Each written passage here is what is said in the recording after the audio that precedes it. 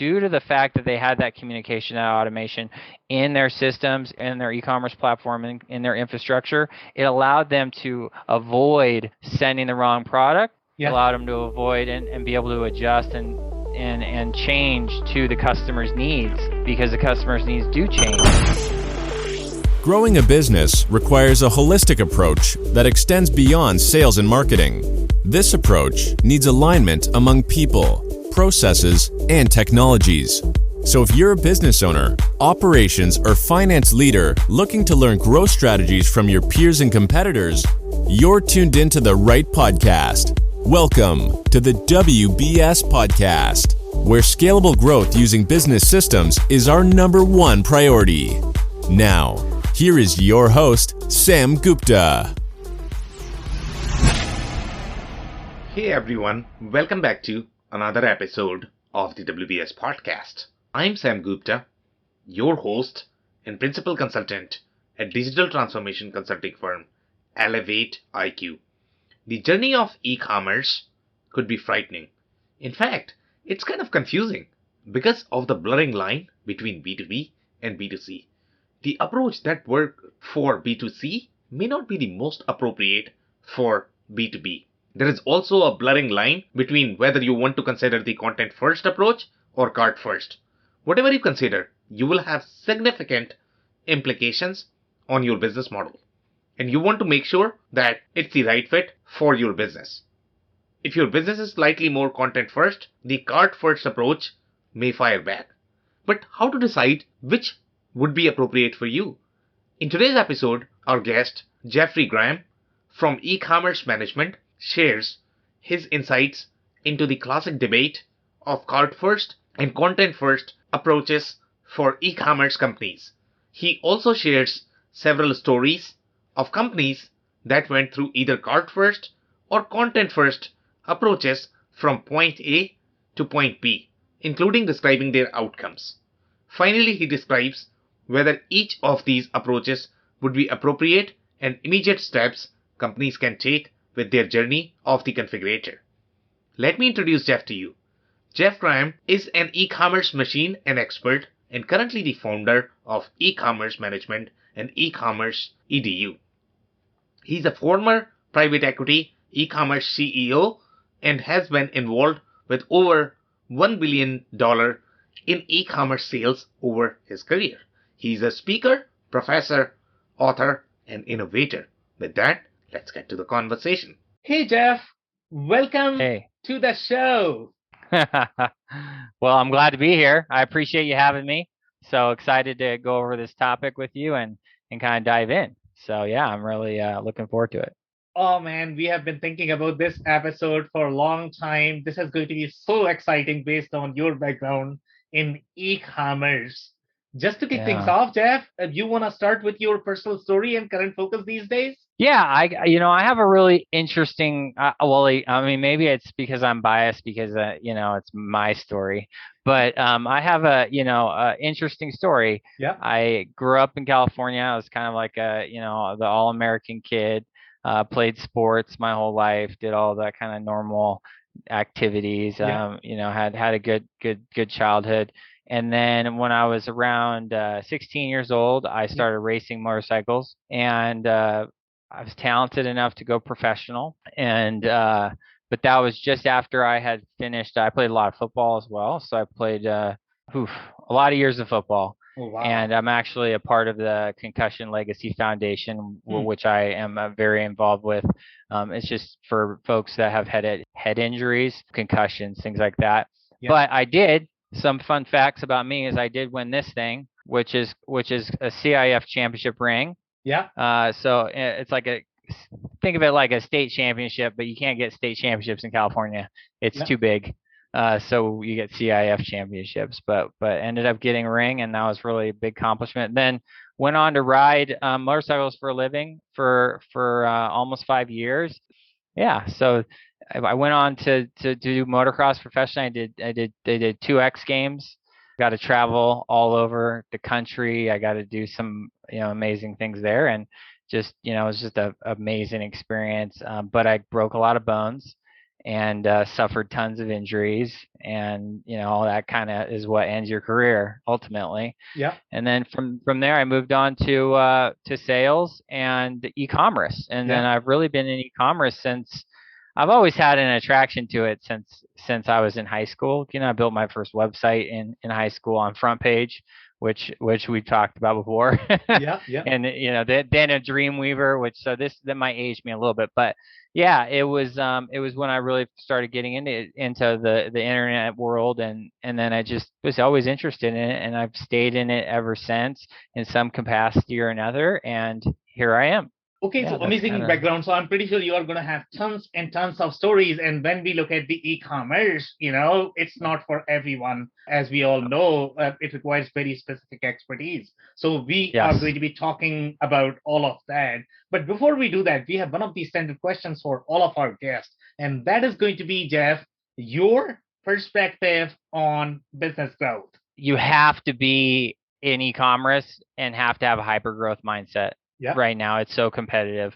So if you aren't thinking hyper growth, if you aren't thinking of diversifying your revenue streams into e-commerce or leveraging e-commerce for business generation, you're gonna it's a death sentence.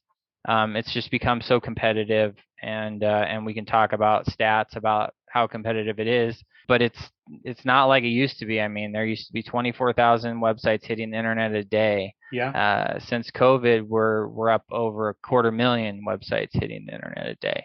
Yeah.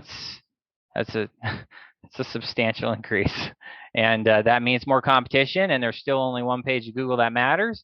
Yeah. And here we are, right? So yeah, that would be the thing is you need to really be focusing on my digital strategy and my pivot to a more digital focused front, and that could be e-commerce or other. But yeah, these stats are super fascinating when you look at them, that especially with COVID, these things have increased exponentially. But if you actually look at the manufacturing market, average manufacturers, they don't really have a decent digital presence in my mind. I mean, they still live with 4-page website. And we are obviously going to be talking about that, why it is important, especially if you are going to miss the bus with respect to this competition. So obviously, you wanted to talk about the content first versus cart first. That's what we were discussing in the pre-show. So describe to us, what does it mean when you say content first versus cart first? What is this a mindset? Is this a strategy? So either describe to me in the form of a story or just from the concept perspective. Yeah, it's the great. I call it the great debate because it is the great debate. And there's a very big difference between, let's say, a content first versus a cart first platform. A content first platform is really focused on the type of content and depth. So let's think authoritative websites, blogs, news websites. Those are content first. So the first thing that they care about with their digital strategy is the content they're putting out. Okay. Yeah. Then you have cart first. Okay. Cart first would be more of like a marketplace, a shopping cart, like if we were talking platforms.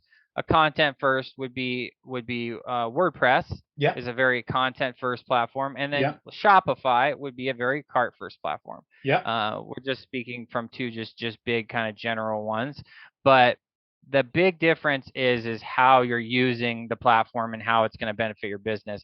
So understanding which platform to migrate to or even be on is going to be very important to driving success to your company. So yeah, that's the biggest difference. There's tons of differences between them, and we can probably get into the nuances, but for the most part, that's the stuff we want to cover. Is what should we do? Yeah, so it's obviously a very interesting debate, and there is always going to be a sort of gray area between them. But when you look at, let's say, the content first versus the cart first, there are going to be business segments that are going to be slightly more appropriate for the content first strategy, and there are going to be businesses or the industries that are going to be slightly better fit for the cart first. And sometimes, I mean, people sort of, when they don't understand what exactly is e-commerce, especially when you are looking at the content centric industries. For example, let's say if you take an example of any of the service-centric industries, or if you talk about any sort of expensive manufacturing or the engineering shops, for them, cart is probably not going to be as important because they are not really going through that strategy. So is it really one over the other, or there is a clear divide in the market, where they should be going to? And let's say if a business that should be utilizing WordPress, if they utilize Shopify, it's a disaster in my mind. Okay, or the other way around. Absolutely, it absolutely can be. And it's very interesting how companies have developed over time, but manufacturing companies specifically are, I feel like a lot of them are just stuck in the ice age. They're stuck in old times because they're maybe a tier 2 manufacturer for a big company. Maybe they work, maybe they manufacture parts for Boeing, maybe they manufacture parts for Ford or GM or whoever, right? Like, there could be a million reasons why, hey, we don't need a website. We get all our business direct. Well, the problem is buyers are getting younger, okay? And the individuals that spec projects are getting younger. Meaning that they're in their 30s. They're not in their 50s, 60s, and 70s, right? And so what's changing is they're using the internet as a resource. They don't have the Rolodex like I'm sure many boomers on here or anyone that's of that generation is going to remember the Rolodex. They don't have the Rolodex of like the guy they can call to build a business or relationship with. What we have is we have the internet, and we have to understand how our business portrays itself on the internet, whether it's cart first or content first. And those are two very different ways in which you position your products online. And then in addition to that, we have to understand that the buyers are getting younger, and they grew up with a computer. They grew up with technology, so they're leveraging it. And we have to then kind of come to their level. That's really what's the big change. Yeah, so this is definitely a very huge shift overall. If I look at, personally me, there was a time, if you look at 20 years back, the internet wasn't as sophisticated the way we used to buy products. I'll probably walk to a store, speak to a bunch of people, and then probably buy it. But now, without researching, without, reading it ourselves, I personally don't trust anybody, to be honest. I mean, sure, you can call me, a little younger. I am millennial. I'm not that young anymore, but I'm pretty sure that's how most people are. Nowadays, they really want to read on the internet. They really want to figure out what they are getting into. So even if, let's say, they don't perform the transaction over the internet, they still want to research in terms of what they are getting into, especially when you talk about the expensive purchases, right? Yeah, absolutely. And when we talk about expensive purchases, right, we're talking about, let's say, large pieces of equipment. And what they're really looking for when you think of a platform is they're looking for information about your company. They're looking for knowledge, right? Because they're not experts, right? You're the expert, and you're supposed to be. So you have to really put yourself in that seat. You're the authority figure for your industry, and you have to present that in a manner that is trustworthy. The other massive thing that folks miss in whether it's cart or content first is the number one human emotion that makes someone engage with a website. And I'm just going to ask you, Sam, do you know what that human emotion is?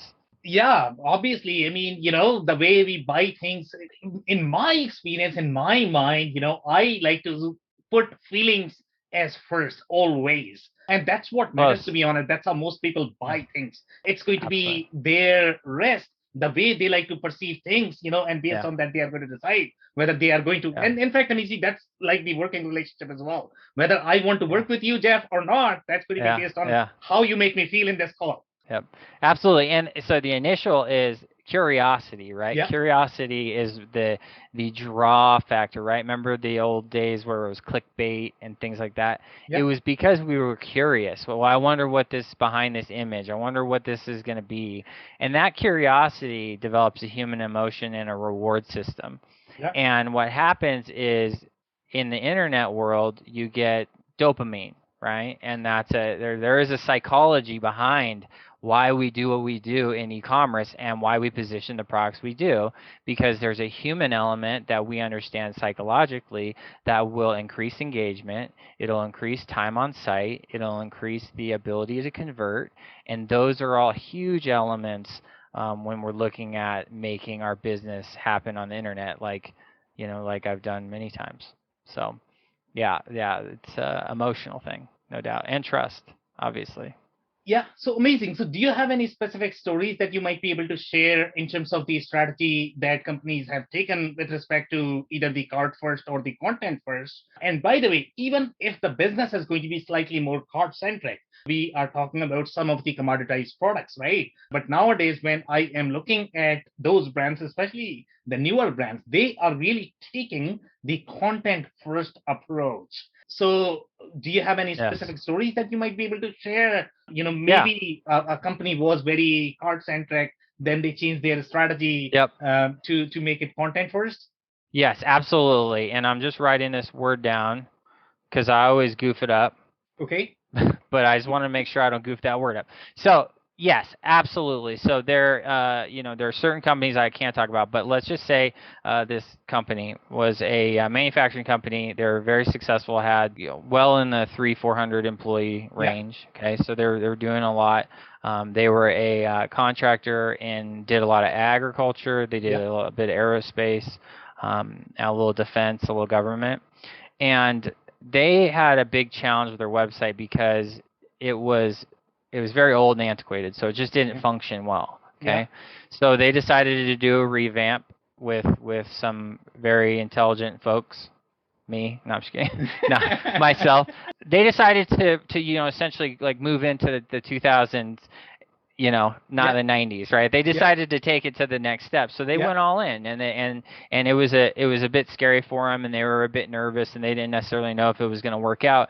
And something that they did that was very dynamic is they implemented a configurator on their site.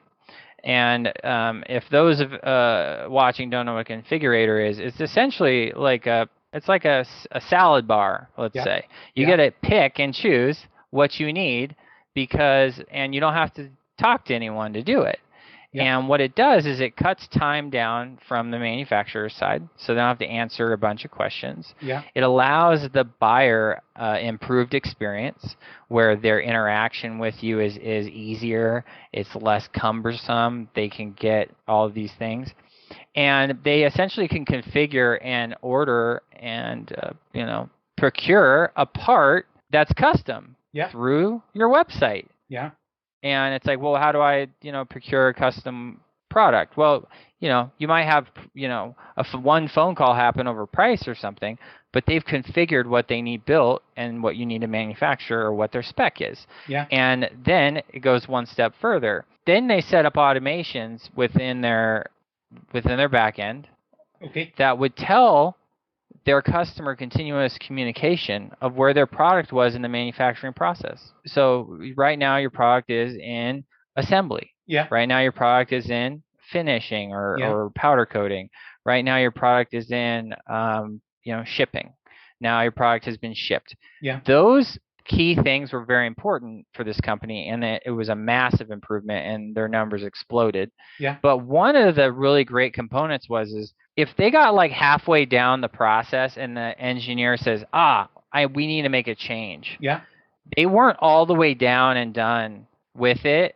So they were able to make those changes in a certain amount of time. And so due to the fact that they had that communication, that automation in their systems, in their e-commerce world, in their e-commerce platform, in their infrastructure, it allowed them to avoid sending the wrong product. It allowed them to avoid and be able to adjust and change to the customer's needs, because the customer's needs do change, right? And saved them tons of money. I mean, we're talking, millions of dollars. It cut down on human capital a lot. It improved their customer experience 100-fold. Every customer was like, I'm so grateful. I'm glad to know where my part is and where it's in the process. Just because we like to know what the heck's going on. And we like communication, and so they communicated consistently with the customer, even if the lead time was longer. But they consistently communicated that, hey, your lead time's a little longer because we have these things going on in this section. So there were triggers that they set up on the manufacturing side that did that, and then ultimately they became a monster. And so they sell, growth was like 110% over year. So massive increase in revenue by going digital first, right? So by doing it that way. Okay, amazing. So obviously, we are going to be touching on a lot of different points. First, I'm actually trying to digest this, trying to understand, what kind of product this was. And when we talk about configurator can be all over the place as well. Configurators can be as simple as, let's say, if you are buying a shirt on American Eagle over internet, that's a configurator. Okay, it's a very simple configurator if you really think about it. But then, let's say, if you're buying a car, that's a very complex configurator overall. If you're buying a mattress or the couch or the furniture, where you have to visualize the 3D images and then you have to build the configurator, that's a very, very, very complex configurator.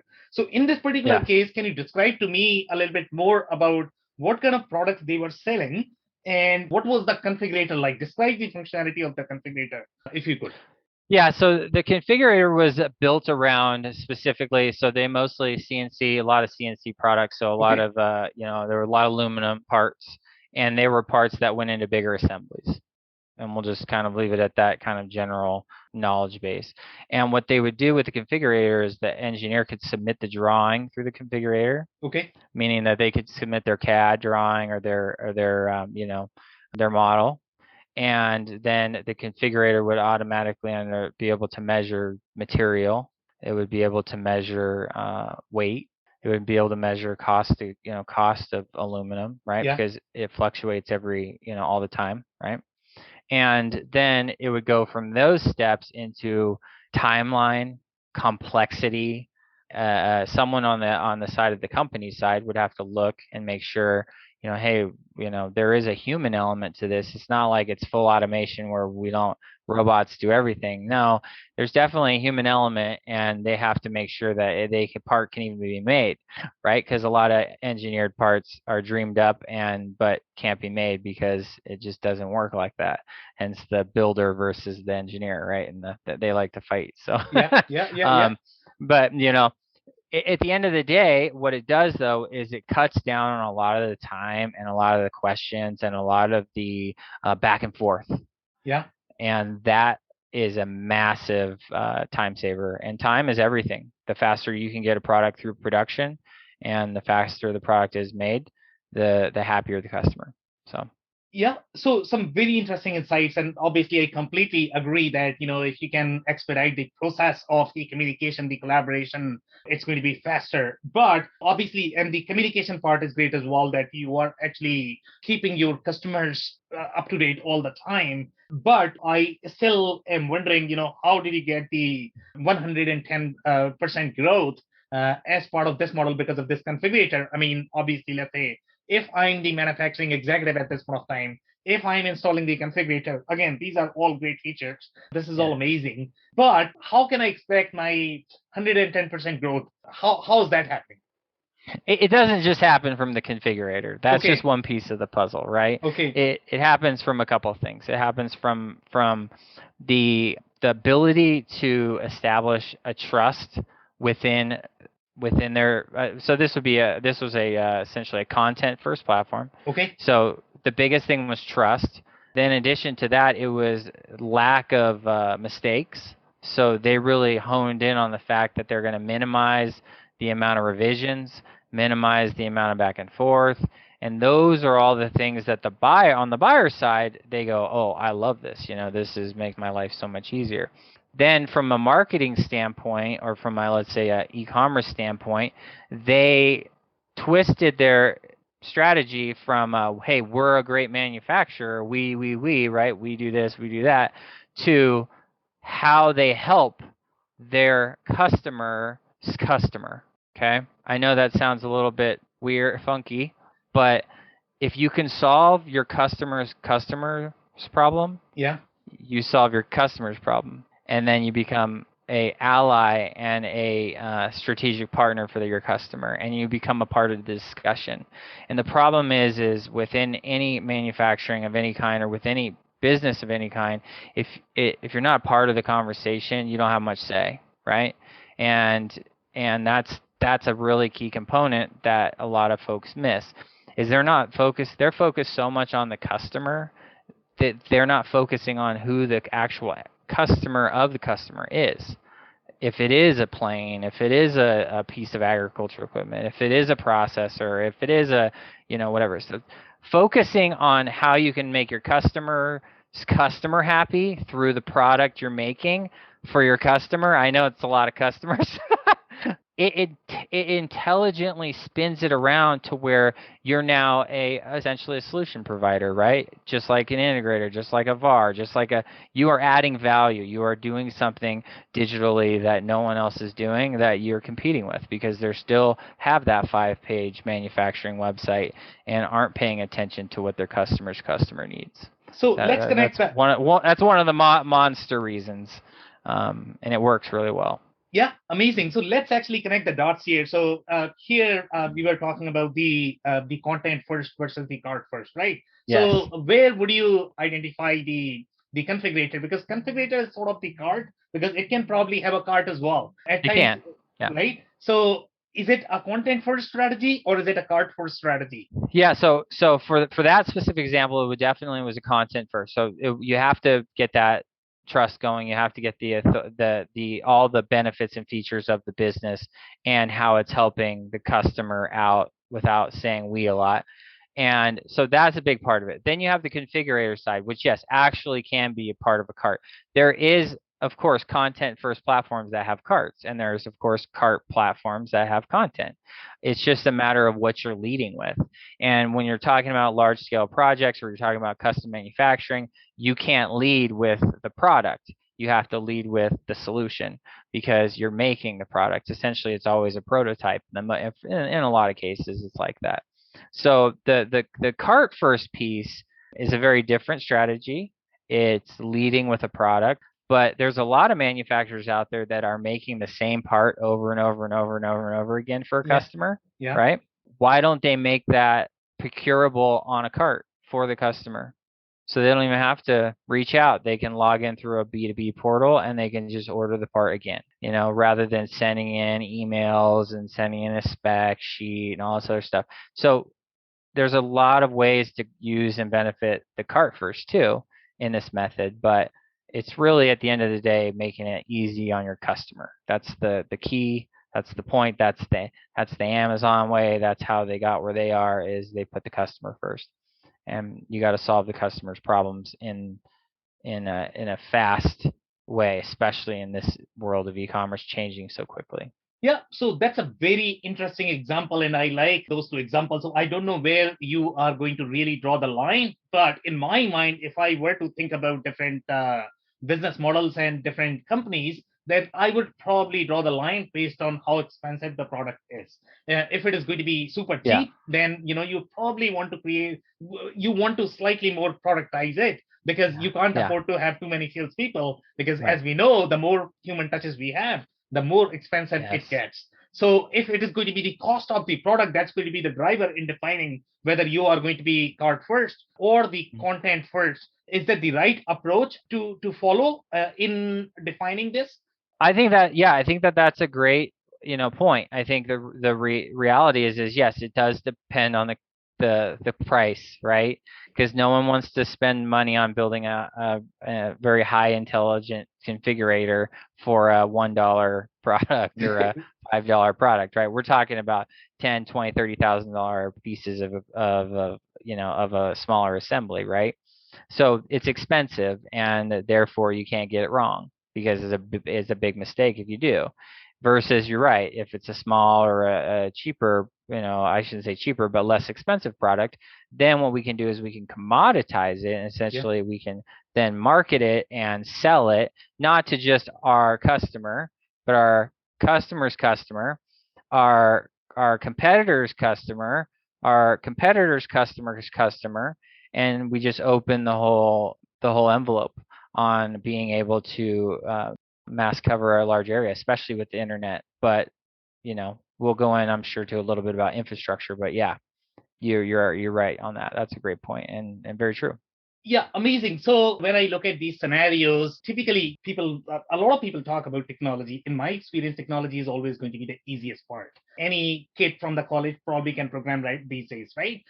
You can probably hire them. But the more difficult part is always going to be aligning your business model, figuring out your business Yes. processes, and aligning your product offerings to the way you really want to commercialize. So here we are 100%. talking about, let's say, if you have always been slightly more service centric, irrespective of whether you were selling for $10 or $1 or $1 million. I don't care. But let's say, Right. I mean, it's the business model, it's the mindset, the way you have been operating, right? It's your business processes. So for last 100 years, let's say if you have been selling the $10 part, everybody calls you, you sort of take their call, you are going to say that, what, I am very high touch in terms of my customer service, and that's how I am actually staying in the business. But then obviously the competition is going to come, and then they are going to probably outrun you from your market.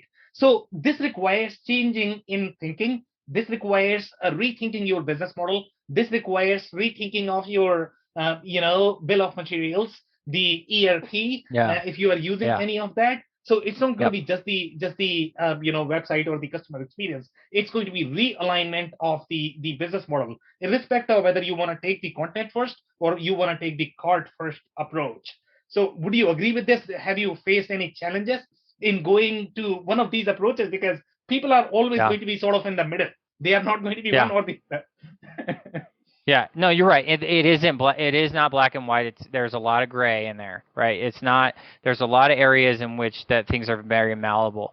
The thing that I think people miss in business the most, at least in e-commerce, is they're not thinking of runway. Yeah. And what I mean by runway is they're building an infrastructure or a system that's solving a problem for now, but they're not thinking about, is it solving my 3-year problem? And are they building their infrastructure for a 3-year runway, Yeah. 5-year runway, 10-year runway, and so on and so forth? And with the fact that e-commerce and technology changes so fast, and now it's this or that, and this is the hot thing, and whatever, right? The reality is you can't be building your infrastructure and your company around the problem you're having now. Yeah. That's called putting out a fire, right? That's not running an intelligent strategy. Yeah. You have to be thinking long term. You have to be thinking, is my infrastructure going to be good for a couple of years? Am I going to have to, is my ERP capable of scale? Are my touch points capable of scale? What happens when I move from 100 units to 1,000 units a day? Yeah. Am I able to do that within my current infrastructure like you talk about? And that's absolutely needs to be a part of the conversation outside of even just the platform itself. There is a giant back end that has to be able to equate these things, and you have to be thinking about that when you are implementing strategies like this, right? Because your intention is to grow, right? The intention is to get more business. Yeah. Well, what happens when you create a bottleneck in your technology because you solved a problem for today but weren't thinking about tomorrow? And that tends to be the Achilles heel, or I would say the nail in the coffin for a lot of companies. So when you are working with these companies, when you are working with your cart first versus your content first business model, have you seen any sort of differences when you are trying to discover the strategy for, let's say, 5 to 10 years? Are there any nuances in the companies that are going to be slightly more cart first versus content first? So depending on if a company can be multi-channel, Okay. I look at it like from an e-commerce standpoint. So Yeah. if they can sell on marketplaces or sell B2B on a B2B marketplace, then I'm going to be thinking that that's going to be obviously more a heavier cart first platform, something that's going to deal with order volume, something Yeah. like that.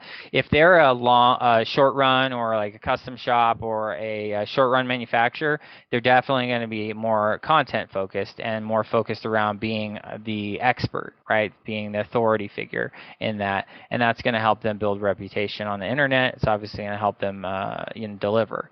So there are those two major differences. And then also a lot of manufacturers don't really realize the amount of marketplaces and areas in which you can sell B2B, and you can do it outside of your website and just use your website as just a piece of the puzzle. The GSA advantage, right, for the government. They're the biggest buyer in the world. Why aren't more of these companies on the GSA? And it blows my mind why they're not. I don't know why they're not. It's crazy, right? Because remember, government contractors also buy on the GSA, like Lockheed Martin and Northrop and these other ones, right?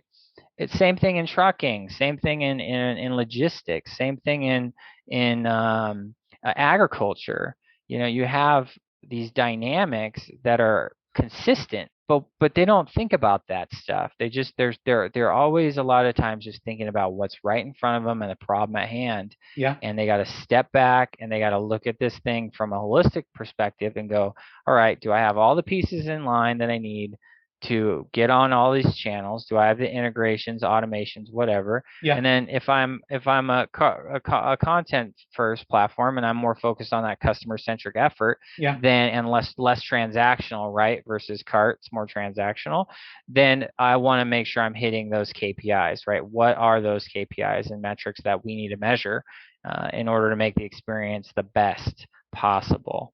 And give that buyer that buyers have a tough job, and we forget that. They're the ones that are kicked the most in a business. Why'd you buy so much? Why'd you buy so little? Why didn't you get a better price? They get beat up a lot. So we have to identify with them and we have to understand their needs. And if we can help solve their problems, they will continue to buy from you. That's just the way it goes. Yeah. So obviously, when I look at all of this, when you have to change your business model, when you have to change your product offerings, that's going to impact a lot of things from the customer perspective, from the vendor perspective, the way your platforms are going to be, the way your employees are going to be interacting.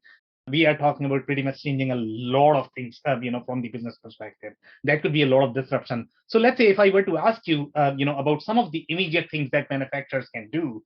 I know it's going to be all over the place, but let's say if they want to look for some of the maybe the next year priorities, what should those be in the near term for any of the manufacturers, whether they are cart first or whether they are content first? What would be in your opinion? Yeah, so I think the biggest priorities right now for companies is visibility online, right? Okay. So the fact that it's becoming more crowded, think of it like Where's Waldo, right? Next thing you know, there's so many companies pushing their internet effort, and now the competition's going up. Now the cost per click. So if you're running pay-per-click ads or advertising, now that's going up. So how do you game the game, right? How do you game the system? And the best way to game the system, in my mind, from an e-commerce perspective, is to cross-pollinate your product and service all over the place.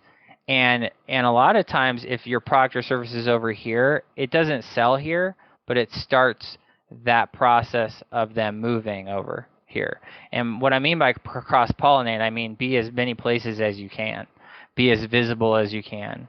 And a lot of companies are just so focused on what's in front of them, they're not thinking about, wow, I should be on Alibaba maybe. I should be on Zorro. It doesn't matter if I even sell on Zorro, but just my name, right? The domain authority, the things that are going to bring you to the front of the pack are going to be very important. So cross-pollination and kind of that spider web effect is going to be super important over the next year or two, because everyone's getting into this and going hard at it and spending a lot of money. The problem that they're going to have is they aren't prepared for how that change is going to happen, because it is going to happen, and it already is. It's showing itself. I mean, we had a 6-year, the last 6 years of e-commerce growth happened in 2020 all combined.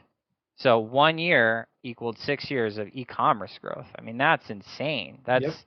That's telling you people and human behaviors are buying and changing, and we're doing things different, and that we have to solve that problem, and we also have to see what's coming next, because there are some things coming that can hit you in the head pretty quick, for sure. And so you got to plan. You got to plan for that. Yes, I completely agree. I mean, there are so many opportunities in the marketplace at this point of time, just never ending, I guess. So on that note, thank you so much for your time. That's it for today. Do you have any last minute closing thoughts or remarks for our listeners? Be cautious with your decision making when you're looking at your technology or you're looking at your e-commerce strategy. if you go to website companies, you're always going to have a website problem. If you go to SEO companies, you're going to have an SEO problem. If you go to ERP companies, you got an ERP problem. Make sure that you're being very objective. Look at the pros and cons of each thing and adjust your technology for a certain amount of runway that you feel you're going to need before you have to then re-infrastructure and rebuild. So that way you can go to the next level, right? So from 5 to 10 million to 10 to 50, 50 to 100, you're going to be constantly ending up making sure the foundation is in play. So that would be my big takeaway is be diligent on who you work with and how the solutions are brought to the table. I completely agree. In fact, my personal takeaway is probably going to be same as well, that be diligent, really take the agnostic approach first and define your business model, because your business model is far more important than your technology, and just build on that. So on that note, I really want to thank you for your time, Jeff. This has been a fascinating episode. Yeah, no, it's been great. I appreciate it, and thanks for having me. And it was awesome. I cannot thank our guests enough for coming on the show, for sharing their knowledge and journey. I always pick up learnings from our guests, and hopefully you learned something new today. If you want to learn more about Jeff, head over to ecommercemgmt.com. It's ecommercemgmt.com. Links and more information will also be available in the show notes. If anything in this podcast resonated with you and your business, you might want to check other related episodes, including the interview with Paul Banageri, who shares his insights into the nuances of nano-influencer marketing. Also the interview with Rick Watson, who shares how to plan for warehouse and logistics architecture for DTC brands selling through marketplaces. Also, don't forget to subscribe and spread the word among folks with similar backgrounds. If you have any questions or comments about the show, please review and rate us on your favorite podcasting platform or DM me on any social channels. I'll try my best to respond personally and make sure you get help. Thank you, and I hope to catch you on the next episode of the WBS Podcast. Thank you for listening to another episode of the WBS Podcast. Be sure to subscribe on your favorite podcasting platform so you never miss an episode. For more information on growth strategies for SMBs using ERP and digital transformation, check out our community at WBS.rocks. We'll see you next time.